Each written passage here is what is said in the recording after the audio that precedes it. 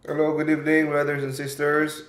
Good evening, Doc. Hello, Sis Larn. Good evening. Hello po, good evening Good po. evening, Good evening Brad po sa Ramel. lahat. Brad Glenn. Oh, you're here. Brad Sis Monet. Okay, Brother Naven. Hello, Good good evening, Doc. evening. Good evening sa inyong lahat. Okay. At sa mga nanonood ngayon sa Facebook. Okay. Dali lang, ipin ko lang ito. Okay. Opening prayer tayo. Brad Ramel. Okay po, rinig po ba ako, Doc? Yes, bro. Kakala ko din nakadata ako. Sige pa. Sige. Mga kapatid, let us pray in the name of the Father, and of the Son, and of the Holy Spirit. Amen. Amen. Come, Holy Spirit, fill Come the by heart of your means. people, and kindle in them the fire of your love. Send forth your Spirit, and they shall be created, and you shall renew the face of the earth. O God, over the light of the Holy Spirit, did instruct the heart of the faithful. Grant that by the same Holy Spirit, we may be truly wise and ever enjoy His consolation. Through Christ our Lord. Amen. In the name of the Father, and of the Son, and of the Holy Spirit. Amen. Amen. Okay. Thank you, bro, for the opening prayer. Okay. Welcome po, good Dok. evening Ay, sa marami inyong dyan lahat. tracks ang topic. Good evening sa inyong lahat, no? Welcome sa ating Wednesday lecture, no? Knowing our faith. Faith seeking understanding. Okay. I-mute ko lang muna lahat ha para wala lang mga interference. Okay. Mary, mediatrix of all graces. So, ibig sabihin, sa Tagalog, siya ang nagme-mediate, dumadaan sa kanya ang lahat ng grasya na natatanggap natin. Alam ko, this is very controversial, no? Very controversial kung pakinggan, lalo na sa ibang mga kapatid natin sa ibang sekta.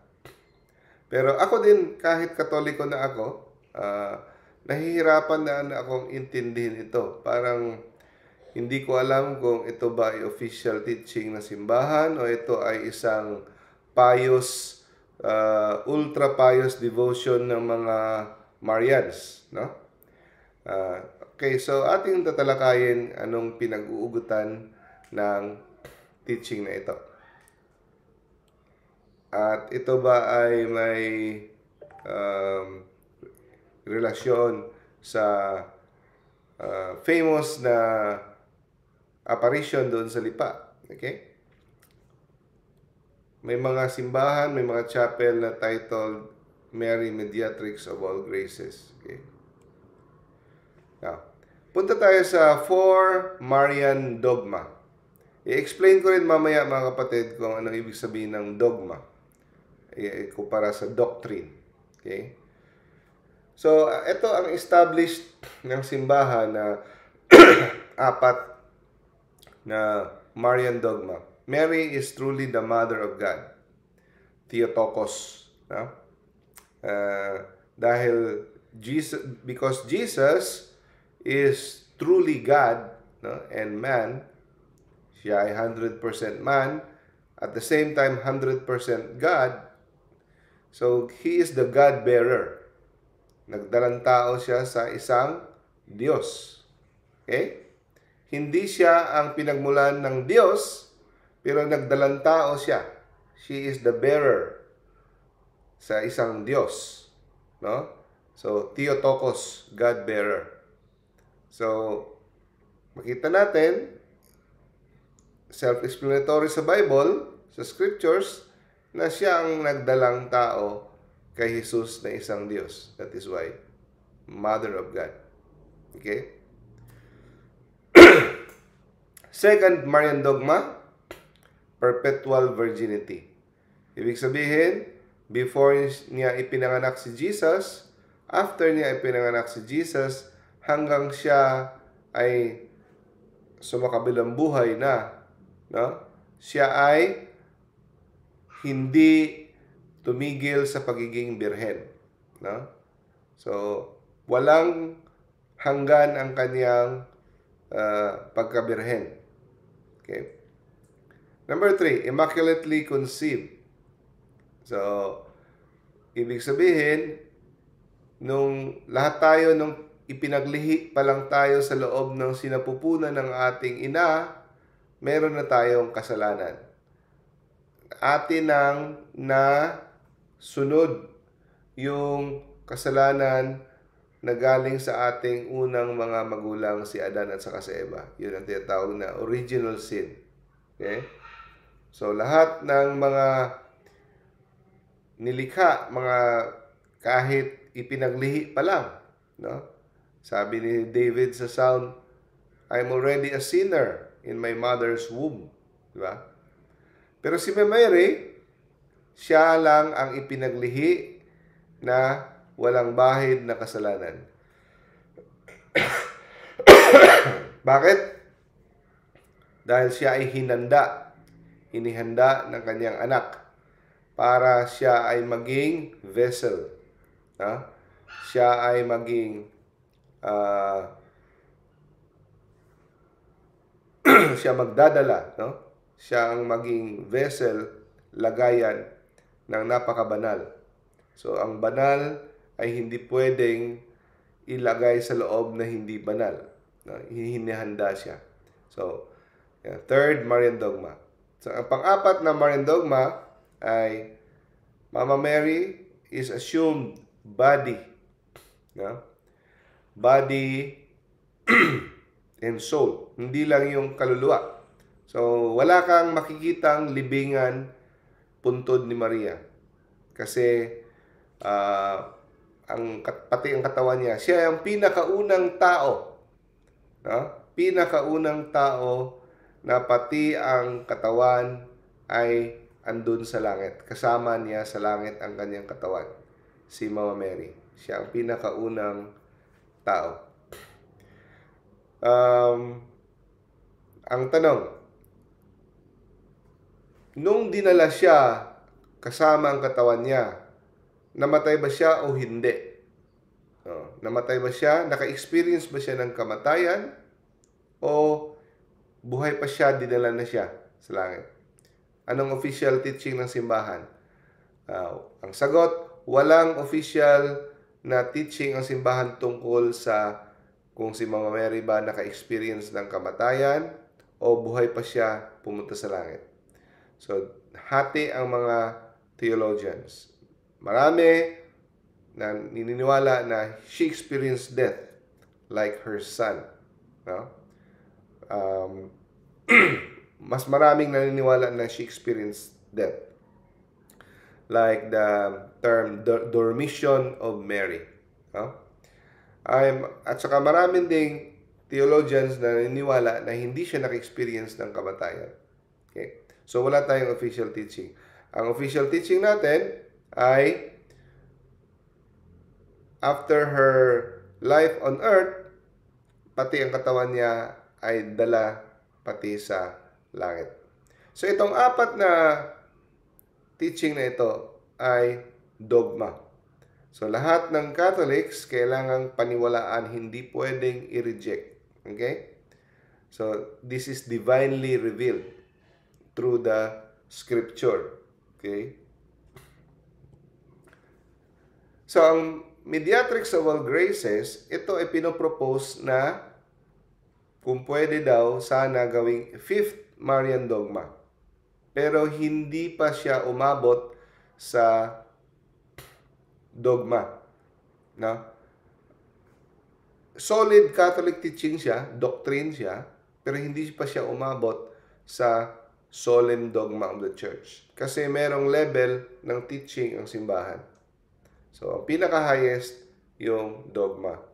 Next is doctrine. No? So, ang dogma, kailangan ng assent of faith, de fide, no? So, in the pain of mortal sin, pag nireject mo. So, meron tayong more or less 250 plus dogmas, no? Pero hindi ibig sabihin pag hindi dogma, ay hindi mo paniniwalaan. So, ang Catholic doctrine, teaching, no, ay paniniwalaan pa rin natin. So, what is a dogma? Ang dogma is solemnly defined by the Pope, ex cathedra, meaning pag umupo siya sa kanyang chair, cathedra is chair, at nag-solemn define ng isang teaching na ito ay isang divinely revealed and binding for all Catholics na kailangang paniwalaan ng Catholics, yan ay magiging dogma. So, hindi inimbento ang turo ng simbahan, ng Santo Papa, ang isang turo, meaning, ibig sabihin, sinabi niya lang na ito ay paniwalaan ng lahat dahil ito ay revealed by the divine revelation. Diyan galing, hindi letra por letra, pero ang mensahe ay galing sa banal na kasulatan. Okay? Hindi letra por letra. For example, Holy Trinity. Hindi mo makita letra por letra. Pero makita natin na Father, Son, Holy Spirit, isang Diyos, tatlong persona. Okay? That is dogma. Pero hindi mo letra por letra makikita. Pero hango sa divine revelation. So, example na ginamit ng Santo Papa ang kanyang kapangyarihan na mag-define ng isang dogma ay sa Immaculate Conception na dogma by Pope Pius IX noong 1854. Na? So, basing on the study of Scripture, hindi ito ibig sabihin ng noong 1854 lang nila na-discover ang teaching na ito. Ito ay pinaniwalaan na since the early church, early Christians. Pero hindi lang na officially declare. So, ng 1854, inofficially declare itong Immaculate Conception para walang alinlangan sa paniniwala. Now, on 1950, si Pope Pius XII naman, dineclare niya na si Mama Mary is assumed body and soul to heaven. No? So, ibig sabihin, itong teaching na ito from the teaching of Scriptures. At ang sabi sa Second Vatican Council, Lumen Gentium, no? The Blessed Virgin is invoked in the Church under the titles of Advocate, Helper, Benefactress, and Mediatrix. No? So, kailangan nating maunawaan na hindi ito kinukuha ang role ni Jesus as the unique, the only mediator between the Father and the Son. Okay?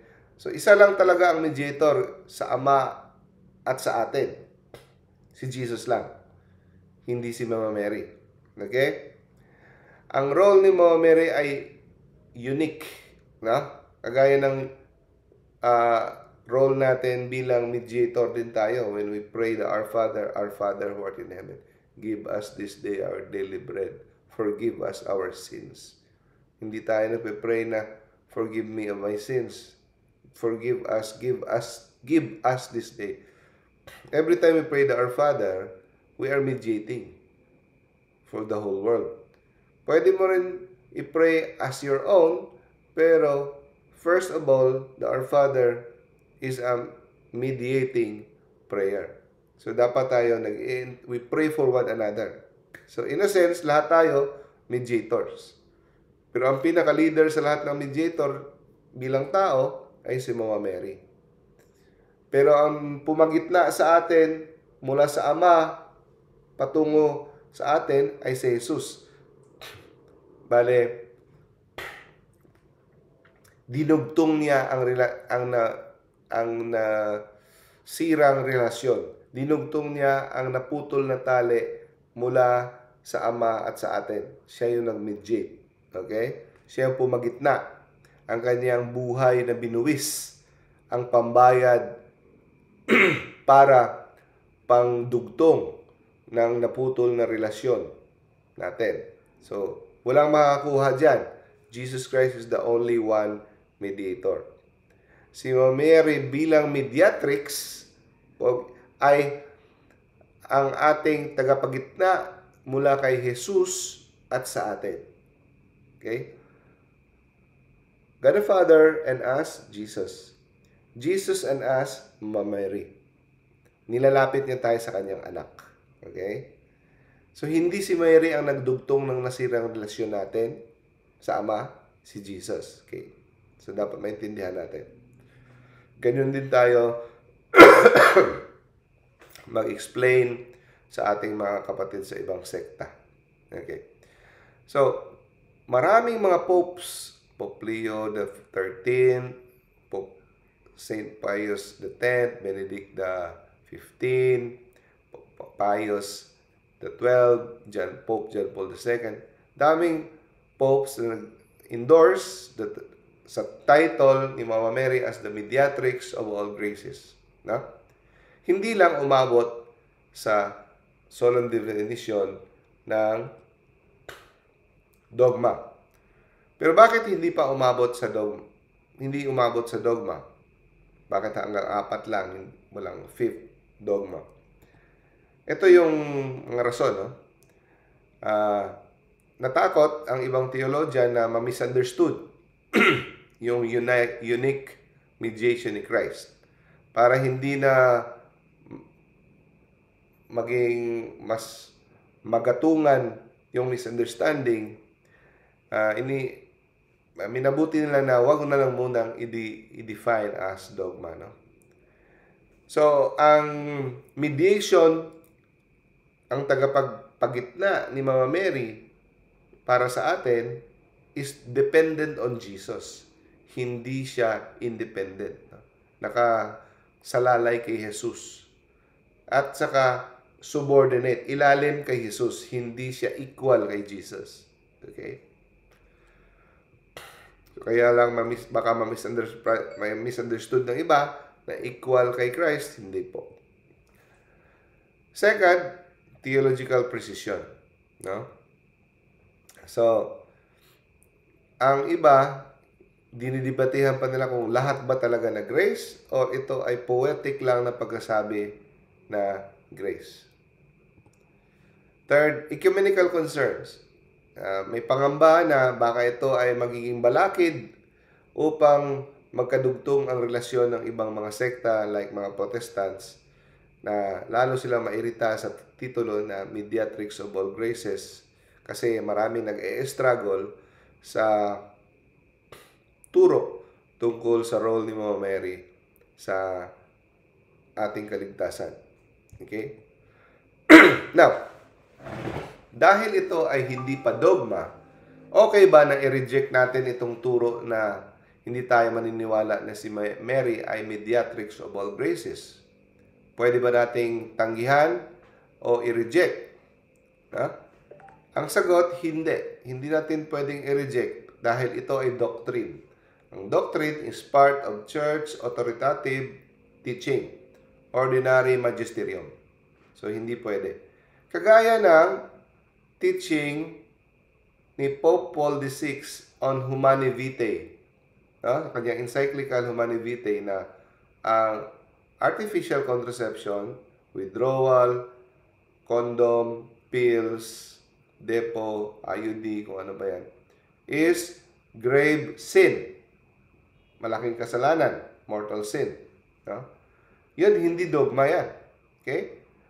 Pero, ito ay isang magisterial teaching. So, hindi mo pwedeng tanggihan.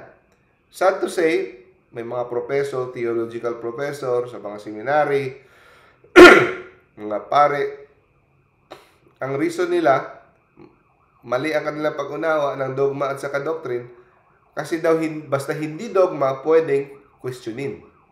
Pwedeng hindi sundin. Mali. Okay? Hindi ibig sabihin dahil hindi dogma, iyong i-reject.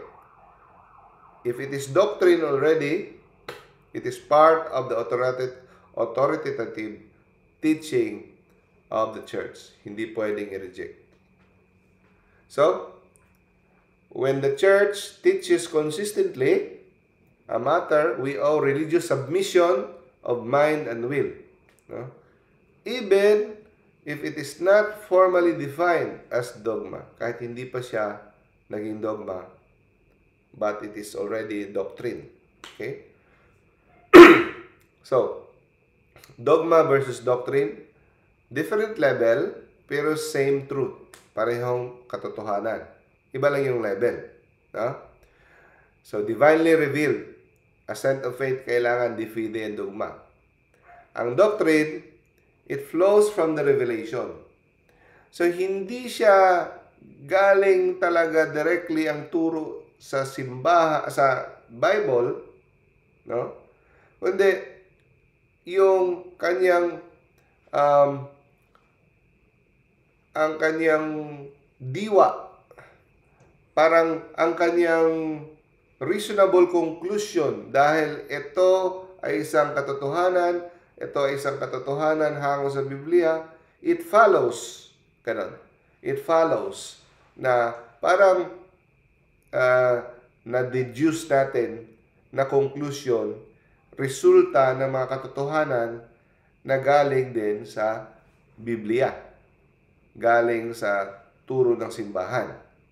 So, mas ano siya, kung sa ano pa, ang divine revelation parang kapatid, no? Ang doctrine ay pinsan, ang ganon. Okay? Yun lang pinaka-the best kung ano sa simple term, no? So, meaning, it means teaching is rooted and derived from what God has revealed. Ang doctrine draws out and explains the implication of the revelation as time goes on. No? As time goes on, nagmamature ang ating pag-unawa, okay, sa mga turo ni Jesus, no? At saka mga sulat ng mga apostoles, divine revelation, nagmamature at lumalalim ang ating pag-unawa. So, nagkakaroon tayo ng mga conclusions, no? Implications.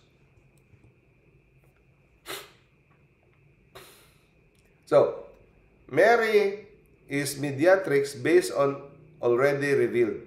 So, dahil ito sa paniniwala natin na Mary is the mother of Jesus, so, si Jesus ay ang tagapagligtas natin. So, si Mary is united to Jesus. Lahat ng grace galing kay Jesus. So, si Jesus galing kay Mary.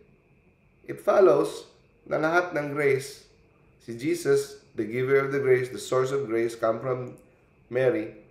So, the grace comes through Mary. More than that, hindi lang sa pagpanganak, kundi sa pagbigay ng grace. Dahil Jesus and Mary is closely united and cannot be separated. Hindi pwedeng ihiwalay. So, makita mo rin doon sa konklusyon na makuha natin sa Kana na hindi naman inutusan, kundi ni-request ni Mary na tulungan ang bagong kasal dahil naubusan sila ng alak. So, ang makita mo yung intercession ni Mary sa pangangailangan natin. At sa cross, doon din natin nakuha na sinabi ni Jesus, babae, pagmasdan mo ang iyong anak, no? Anak, masdan mo ang iyong ina.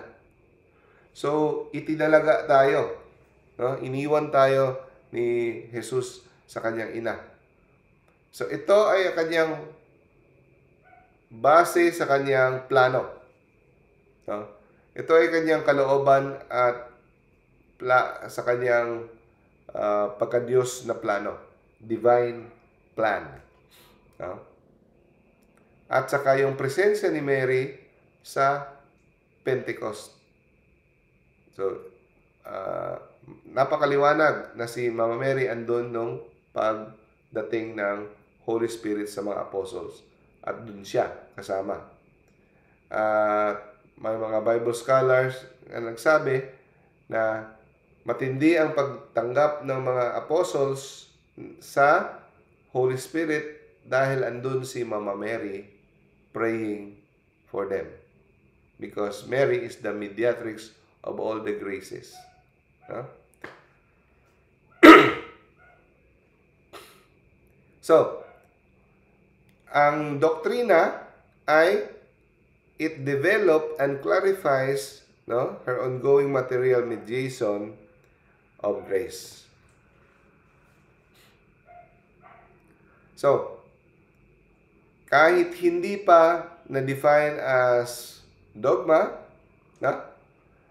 halos napakaraming mga pope na nagsabi tungkol at nagturo tungkol dito, that Mary is indeed the mediatrix of all graces. Pope Benedict XIV, 1758, sabi niya, Mary is like a celestial river by which the waters of all graces and gifts are conveyed to poor mortals. No? So, siya ang celestial river. Para siyang ilog kung saan dumadaan ang lahat ng grasya. Lahat ng grasya, hindi iba, mga ganito, lahat ng grasya. Pope Pius XVII, namatay 1823. Sabi niya, Mary is the dispensatrix of all graces. Graces, okay? Graces means sanctifying grace, actual grace, sacramental grace. Lahat ng grasya. Okay? I-explain ko mamaya. No? Dahil nahirapan din ako sa pagtanggap ng teaching na ito dati. Pero ngayon naintindihan ko, it makes sense. Okay? Pope Pius IX, namatay 1878. No? Noong he was speaking to the bishops, no? Ginamit niya ang salita ni Saint Bernard of Clairvaux. Sabi niya, God wills that every grace should come to us through her. So, lahat ng binibigay ng Diyos na grasya sa atin, dumadaan sa kamay ni Mary. Dumadaan sa kamay niya. Ganon niya kamahal ang kanyang ina. No? Ganon niya kapinahalagahan. Gusto niyang pahalagahan natin ang kanyang ina. Na lahat ng grasya ng Murag Channel of All Grace, yes, that's right. Doon niya pinadaan. Bakit? Para maparangalan ng kanyang ina. Ganun ka, no? Ganun ka big deal kay Lord ang free will natin. Kuha mo? Kaya yung free will natin, hindi niya talaga i-violate. Hindi niya talaga ilapastangan na i-possess niya tayo, pipilitin niya tayo behind our will. Parating tatanungin niya tayo, papayag ba tayo o hindi. Kagaya ng incarnation. Bakit natin dinadasal ang Angelus? Nire-remind parati natin na humingi ng permiso ang buong langit kung papayag bang maging ina ng tagapaligtas natin si Mary. Pag sabi niya ng yes, be it done to me according to your word. Boom! Meron na tayong tagapagtubos, tagapagligtas, nakapasok na siya. Ang tanong mga kapatid, pwede naisip niyo ba to? Pwedeng pumarito si Jesus na hindi dumaan sa isang tao, hindi dumaan pagka-baby. Pwede siyang dumating na from out of nowhere, dumating siya 30 years old, diretso. Hindi na dadaan sa pagka-baby. Bakit niya pinili gano'n? So, sino ba tayo magtanong kung bakit niya pinili sa ganong paraan? Yan ang disenyo niya. Sino ba tayo magtanong? Sino ba tayo mag-question kung bakit niya ipapadaan ang lahat ng grasya niya sa kamay ng kanyang ina? Okay? Always remember at the foot of the cross, woman, behold your son. Son, behold your mother. Yun ang kabilin-bilinan niya na itinilaga niya tayo sa kanyang ina. Okay?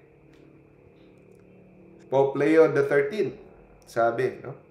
Nothing came to us by the will of God except through Mary. So lahat ng grasya na plano ng kalooban ng Diyos dadaan. Pope Saint Pius X, she is the dispensatrix of the graces that Jesus has merited for us. So lahat ng grace galing sa God the Father na merit ni Jesus through His passion, death, and resurrection. Okay? At binigay niya sa atin sa pamamagitan ng daluyan na si Maria. Okay?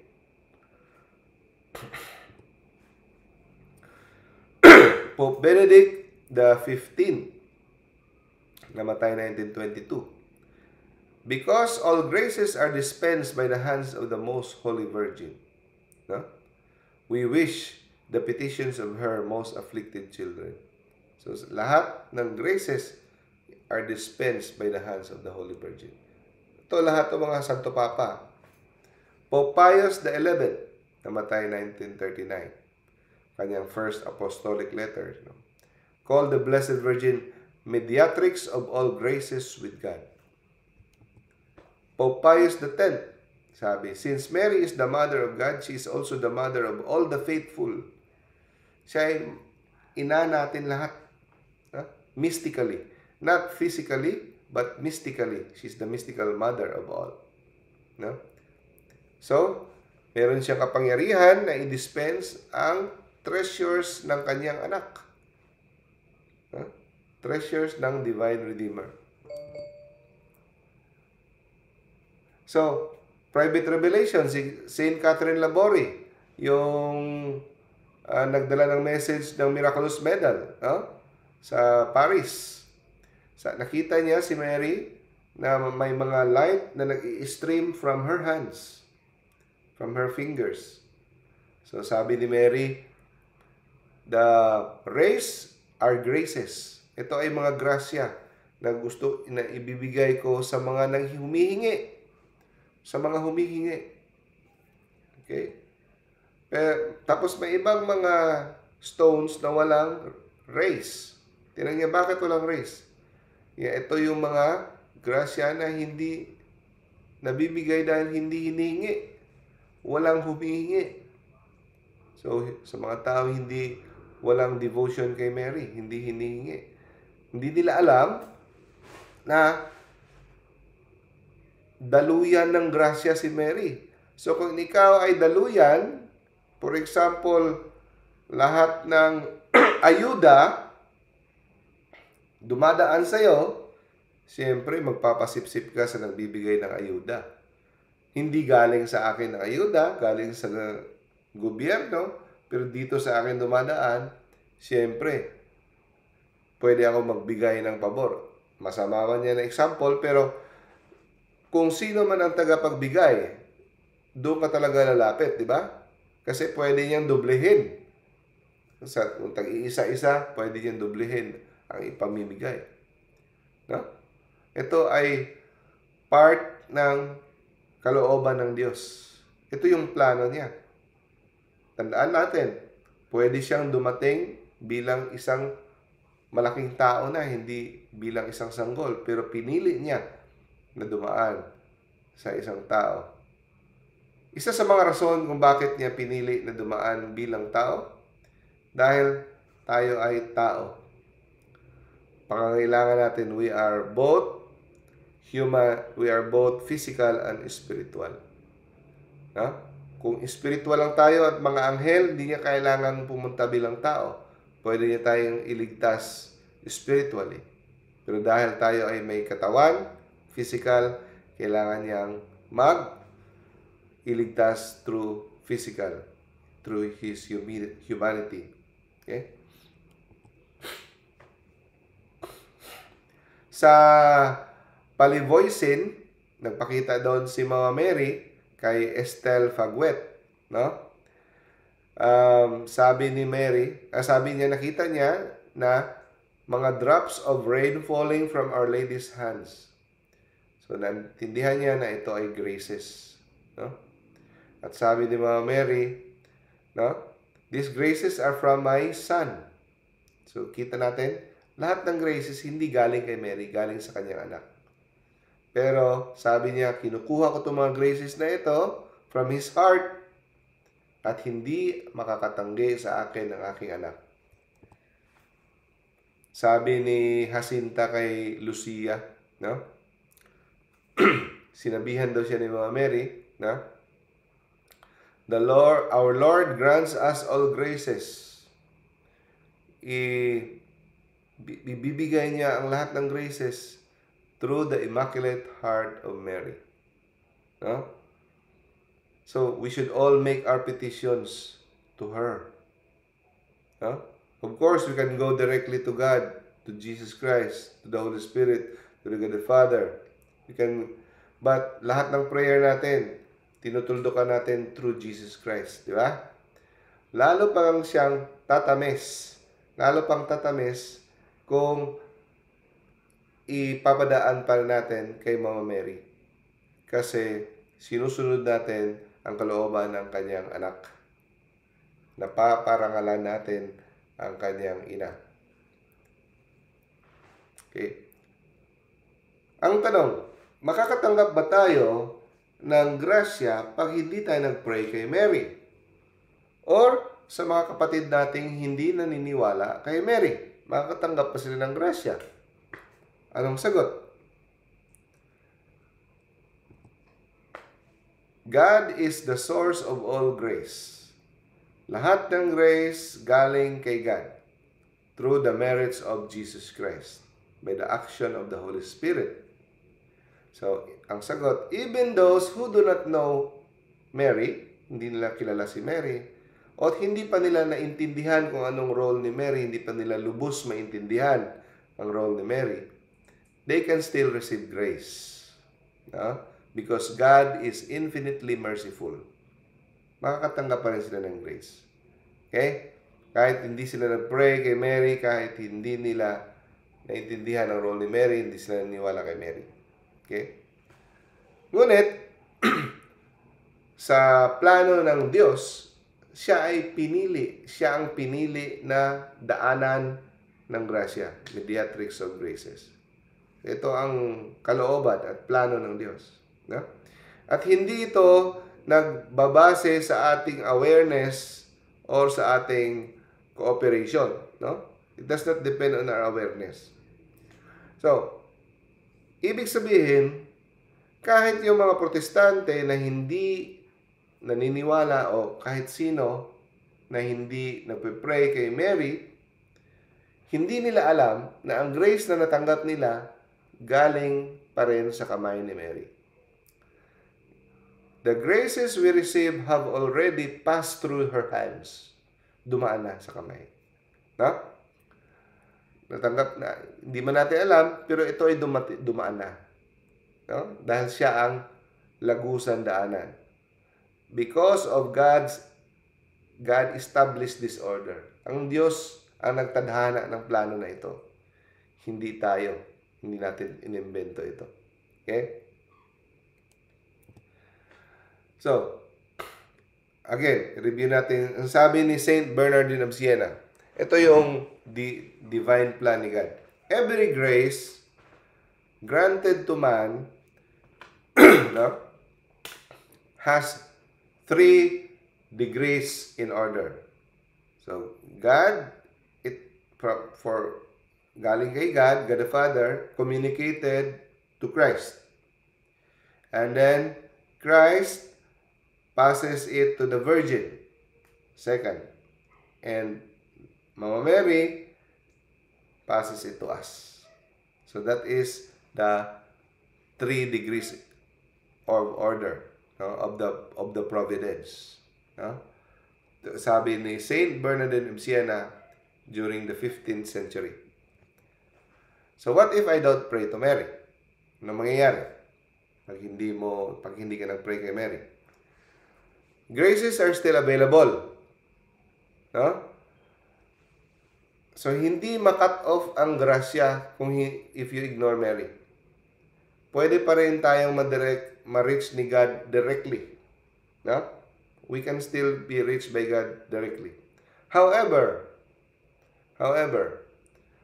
ma-miss out mo kung sa ano pa, ma-miss out mong special offer, promo, discounts. For example, you may miss out on special graces and help that come through the close relationship with her. Ganito kasi, if you ask Mary for the graces, mas magmumultiply. Of course, God can give you graces through her. But if you have special devotion to her, her son cannot refuse her. If you have a special heart in the Immaculate Heart of Mary. Kasi, ito ay kagustuhan din ito ay paraan ng kanyang anak na maparangalan ang kanyang pinakamamahal na ina na nag-cooperate, na sumama sa kanya sa pagtubos ng mga tao. Kaya nga ang isang title ni Mary ay Co-Redemptrix. Hindi siya umiwan doon sa paanan sa cross. Hindi niya lang iniluwal si Jesus, kundi hanggang doon sa paanan na cross, masakit man, ibinigay niya ang kanyang anak to us, to redeem us. So, nag-cooperate siya. Okay? So, a Protestant Christian who loves Jesus but does not pray to Mary can still receive God's grace. Yun nga lang. If they are bright, you want to avail the special graces and the multiplication of the graces, no? Binigay na sa atin, tatanggihan pa natin yung special offer, di ba? So, bakit importante itong teaching na ito?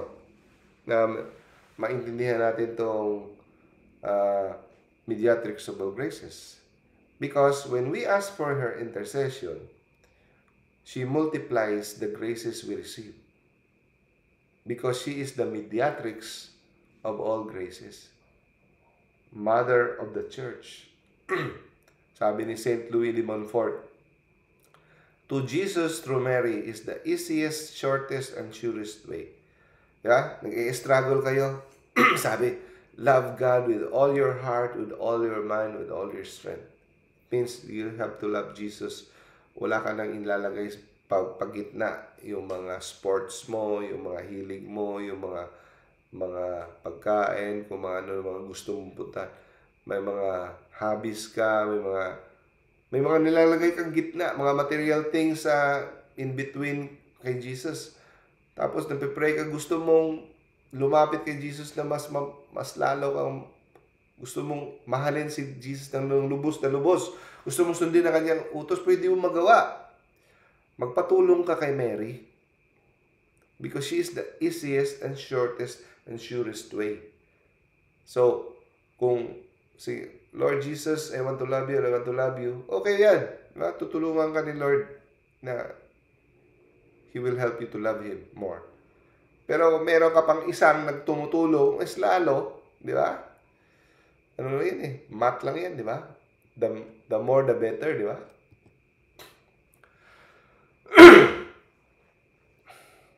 So, you can receive grace without explicitly praying to Mary. But devotion to her opens your soul to more graces. No? Because she is the one God chooses to distribute them maternally. No? So, pero kung naintindihan mo na ang turo, pero matigas na talaga ulo mo, dahil sa pride, i-reject mo talaga, this is spiritually dangerous. Because you are rejecting nire-reject mo ang will ni God. That is His will. Sino ka ba para questionin ang plano ng Diyos? Okay? So ito conflict ba ito sa role ng Holy Spirit who gives grace, di ba? The Holy Spirit is the love of God who is the grace working in us. The sanctifying grace is the Holy Spirit working in us. So, nagko-conflict ba ito sa role ng Holy Spirit? Hindi. Walang conflict. Kasi, God is the source of grace. The Holy Spirit is the person of the Trinity na ina-apply niya ang merits ng Christ's redemption to our soul. siya ang nag-ooperate. Ina-apply niya sa kaluluwa natin yung mga merits, yung grace. And then, Mary, channel lang siya, hindi siya source. Kung sa ano pa, hindi siya fountain. Siya ay lagusan lang. Okay? So, Mary is not the source. Alam natin yan. So, Jesus is the head of the church, mystical body. And Mary is the neck. Yeah? So, grace flows from the head to the members through the neck. Siya ang liog. Liog, neck. Grabe, nakalimutan ko sa Tagalog yung liog, yung neck. Liog din ba yata? Okay. So, the Holy Spirit and Mary work in harmony. Walang kompetensya. Dahil si Mary is the spouse of the Holy Spirit. Yeah? She conceived by the power of the Holy Spirit. Siya ang spouse of the Holy Spirit. Si Mary. At yung pagiging spouse niya, hindi lang temporary. Hindi lang yung pagpanganak. It is forever. It is, kasama na doon, ang distribution of the graces of Christ. Okay? Sabi ni Saint Maximilian Kolbe, the Holy Spirit acts through the Immaculata. The Holy Spirit works through Mama Mary because Mama Mary is His spouse, the spouse of the Holy Spirit.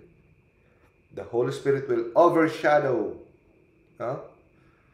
So, yun. So, sabi ng Second Vatican Council, Mary's role does not hinder the unique mediation of Christ. It flows from the superabundance of the merits of Christ. Not in competition. So, the Holy Spirit gives grace, Mary distributes it. Kasi ang taga-distribute si Mary, ang Holy Spirit ang nagbibigay ng grace. Okay? So, walang competition. It is a divine cooperation. Okay? So, kagaya ng mga priests, apostles, parents, participate in mediation. Paano tayo natatanggap ang binyag? Through the priest. So, ang priest nagme-mediate. Kagaya din sa mga role ng mga apostles. Pray for one another. Intercede for one another. Di ba? Sinishare ni Jesus ang mediation sa atin. Pero, mediation of Jesus is unique. Walang makakatumbas. Kahit si Mary hindi makakatumbas. Siya lang ang nakadugtong ng naputol na relasyon ng Ama at tao. Okay.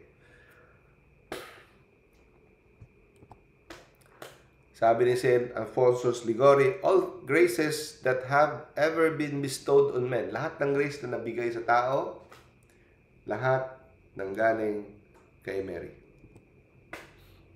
Kahit sacraments, kahit mga sacraments galing kay Mary, yes, according to Saint Alfonso Liguori, and many doctors of the church, even the graces received through the sacraments come through Mary. Hindi dahil sa kanya galing, again, it is because of by design. God freely willed Mary's maternal role would continue even after incarnation.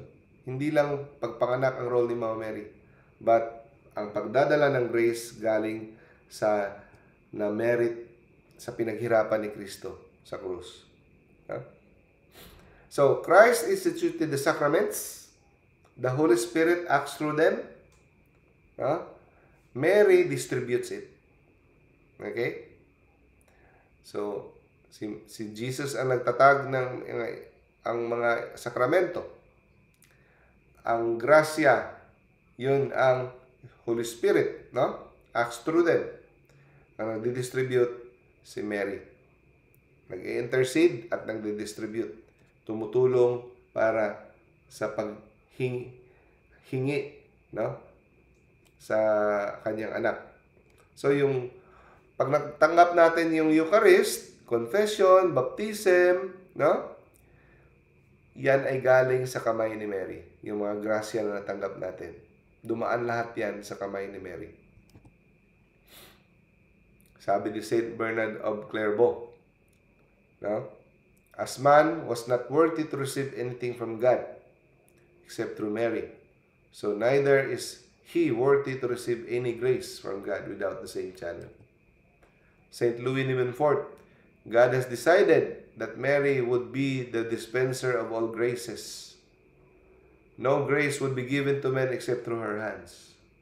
So united ang mga popes at mga saints, no?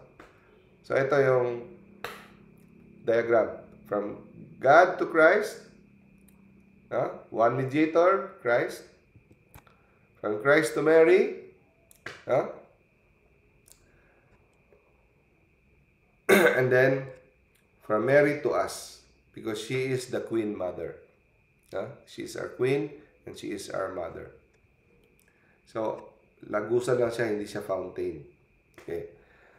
Alam niyo ba na ang role ni Jesus at saka ni Mary sa pagligtas ng sangkatauhan ay hindi mo pwedeng mahiwalay? Hindi mo pwedeng mahiwalay. Kasi si Jesus, hindi talaga siya makapunta dito kung hindi sa pamamagitan na dadaan kay Mary. Okay? Hindi mo mahiwalay. Hanggang sa paanan, kasama pa rin sila. Paanan ng krus, kasama pa rin sila. At alam niyo ba na si Jesus ay prefigured from the Old Testament? Kagaya ng the Lamb of God. Di ba? Sa Egypt, ang karnero, papatayin, tapos yung dugo, ipipinta doon sa pintuan. Kakainin niyang, iihawin ng kanyang laman, kakainin. Pag ginawa nila yon, maliligtas, hindi mamamatay yung unang mga firstborn. Yun ang Passover. So, yun ay nagpe-prefigure kay Jesus. Okay? Si Isaac, siya yung dinala niya yung kahoy para kung saan siya papatayin ni Abraham. Nagpe-prefigure kay Jesus si Isaac. So, si Moses Jesus is the new Moses. Diba? Maraming mga biblical figures that points to Jesus. Prefigure. Alam niyo ba na hindi lang si Jesus ang piniprefigure sa Old Testament? Pati si Mary. Okay? Example. Si Mary is the new Eve. The old Eve is responsible for the fall, no? Cooperated with Satan para magkaroon ng original sin. The new Eve, Mary, cooperated with the Holy Spirit, no? To bring salvation. Siya ang tinadhana na the woman who will crush the head of the serpent. Old Testament. She is the new Ark of the Covenant. Prefigure si Mary ang pinupuntorya. Ano bang laman sa Ark of the Covenant? Mana, yung tungkod, yung Word of God na durog. So, ang Word of God si Jesus. Yung mana, Jesus pa rin yan. The bread from heaven. Ang tungkod, the the priestly role of Jesus, no? So, si Jesus yan. So, sa loob ng tiyan, andyan si Jesus, si Mary ang Ark of the Covenant. Queen Mother, si Bathsheba, ina ni Solomon. Lahat. So, the Davidic kingdom, Israel is using the Davidic pattern, Davidic kingdom. As si Jesus is the new David. Tinatawag na siyang the son of David, di ba? So, anak ni Solomon, anak ni David si Solomon. So, si Solomon ang nag-establish ng Queen Mother kasi hindi pwedeng ang asawa ang queen. So, sa Israel, pag sinabing queen, ina yan, Queen Mother. Kasi maraming asawa sila ni Solomon, 700 wives, 300 concubines. So, hindi pwede. So, ang ina, ang mother, ang queen. So, ang pattern ng kingdom ay Davidic kingdom. So, sa Davidic kingdom, ang ina ang reyna. So, since Jesus is the son of David, ang pattern ng kingdom niya kagaya ng Davidic kingdom, na ang ina ang reyna. So, si Jesus ang king, si Mary ang queen. So, si Bathsheba prefigures Mary. So, you cannot have Jesus as king if you do not take Mary as queen. So, the burning bush, nasusunog pero hindi nauubos. Si Mary, nanganak pero hindi nawala ang kanyang virginity. Doon din natin kinukuha ang isa sa mga dogma ng perpetual virginity. The daughter of Zion, no? Rejoice. So, ang Israel is considered the daughter of Zion. Mary is the daughter of Zion. Judith and Esther, sila ay nape-prefigure kay Mary. Through the woman, kinalaban ang mga masasamang tao at iniligtas ang Israel. Judith, Esther prefigures Mary. The closed gate of Israel of Ezekiel. Dapat wala nang dadaan sa gate na ito dahil dumaan ang Diyos dito. So ito ang nagsusupport sa dogma ng perpetual virginity na nagpapatunay na si Saint Joseph hindi niya na ginalaw si Mama Mary dahil sinabi doon sa Biblia, hindi dapat bubuksan itong lagusan na ito dahil dito dumaan ang Diyos. The closed gate of Ezekiel. So, So, ang role ni Mary at kay Jesus, they are closely united, inseparable. No? Because both of them, they are the new Eve and the new Adam. You cannot have a king without a queen. Okay? So, itong formula na ito, na dadaan mula sa Diyos, dadaan sa kay Christ, kay Mary sa atin. Ito ay tinatawag na incarnational path of grace from God through Christ and Mary to us. So, hindi ito nilalaktawan ang Holy Spirit. No? Actually, saan ang Holy Spirit papasok dito? Sa lahat ng stage, andyan ang Holy Spirit. No?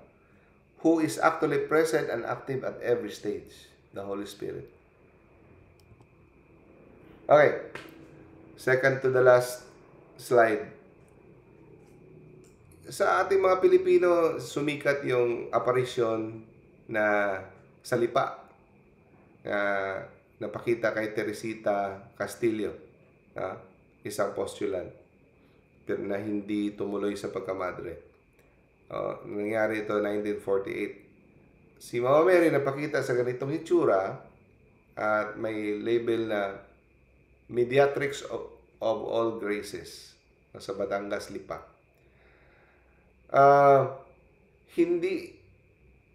Ano ang verdict ng Vatican? In May 2016, by the Congregation of the Doctrine of Faith, declared that it had rejected the local authorities' decree.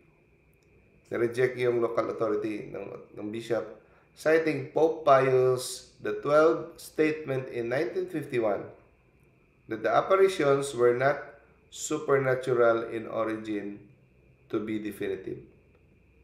So, definitive na ang verdict ng Vatican na yung apparition sa lipa is not supernatural in origin. So, okay na may mga simbahan tayong Mediatrix of All Graces dahil ito ay turo ng simbahan, pero yung apparition ay iba. No? So, hindi tinatanggap ng simbahan yung apparition sa lipa as supernatural in origin. Yun lang gusto nating linawin. Okay? So, Mary, kita niyo yung picture, oh? Parang ganito yung, di ba? Yung galing kay Jesus, parang si Mary ay parang moon na nire-reflect niya yung light from the sun to the earth. Yeah? Paggabi na walang moon. Madilim ang gabi na walang moon, di ba? Happy tayo pag full moon kasi maliwanag, no? So, ganun din, no? Mary, Mediatrix of All Graces, pray for us. Okay, that's it. So, i-greet ko lang mga andito ngayon na nagtiyaga. Extra points kayo kay Lord. Brother Reniel, hello, good evening.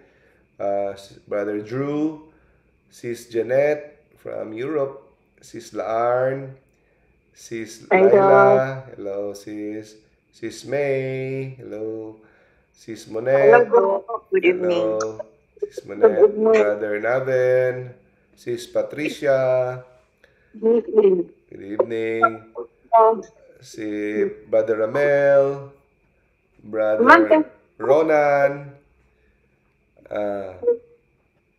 si Sarah Orosio. Good evening. Hello, si Sarah. Good evening. Yun.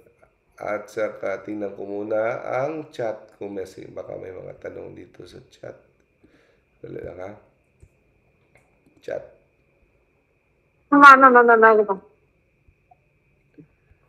Chat. Sis Lyle. Brother Glenn, good evening. Hello, Brother Glenn. Good evening. Sis Laila, Channel of All Graces, Doc, Saint Mama, si Mama Mary. Tama. Brother Ronan, bago po ako at graduation ko po ngayon. Wow, Brother Ronan, congratulations sa iyong graduation. Okay. Sige, sinong mag-volunteer ng closing prayer?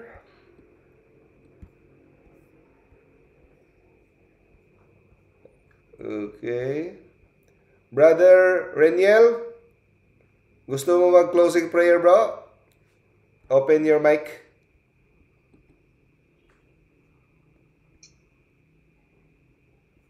Close ang microphone. Hello, Doc. Bro, closing prayer tayo, bro. Sige. Sige, bro. In the name of the Father, the Son, the Holy Spirit. Amen. Our Father, who art in heaven, hallowed be thy name. Thy kingdom come, thy will be done on earth as it is in heaven. Give us this day our daily bread, and forgive us our sins, as we forgive those who sin against us. Do not bring into the test, but deliver us from evil. Amen. In the name of the Father, the Son, and the Holy Spirit. Amen. Thank you, Doc. Thank you. Thank you, brothers and sisters. Extra points kayo kay Lord. Thank you, Doc. See you next week. Thank you, Doc. God bless. God bless. Congratulations, brother, sa iyong graduation. Okay.